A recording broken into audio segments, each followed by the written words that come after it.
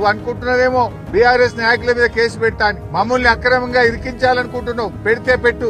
మాకు ఉద్యమాలు కొత్త కాదు, అరెస్టులు కొత్త కాదు, జైళ్లు కొత్త కాదు. తెలంగాణ ఉద్యమంలో అనేక కేసులు ఎదుర్కొన్న వాళ్ళం, తెలంగాణ ఉద్యమంలో జైళ్లకు పోయించిన వాళ్ళం. కానీ మా బాధల్లా నీకేదన్నా బీఆర్ఎస్ మీద కోపం ఉంటే నన్నో, కేటీఆర్ నో, మా లక్ష్మారెడ్డినో, మా పల్లా రాజేశ్వరరెడ్డిని జైల్లో వేయండి, మేము పోతాం. కానీ అమాయకులైన గిరిజన రైతులను ఎందుకు జైల్లో వేసినామని మేము అడుగుతా ఉన్నాం. తక్షణమే ఆ గిరిజన రైతులను వెంటనే విడుదల చేయాలని చెప్పి బీఆర్ఎస్ పార్టీ పక్షాన్ని డిమాండ్ చేస్తా ఉన్నాం. ఏమడిగిండ్రు గిరిజన రైతులు?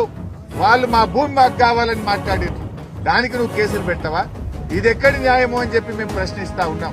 ఈ అన్యాయాలను ఎట్టి పరిస్థితుల్లో నువ్వు ఎన్ని అక్రమ కేసులు పెట్టినా, మమ్మల్ని ఎన్ని రకాలుగా వేధించినా బీఆర్ఎస్ పార్టీ నిన్ను ప్రశ్నిస్తూనే ఉంటది, నీ వెంట పడుతూనే ఉంటది, పేదల పక్షాన పోరాటం చేస్తూనే ఉంటదని చెప్పి కూడా హెచ్చరిస్తా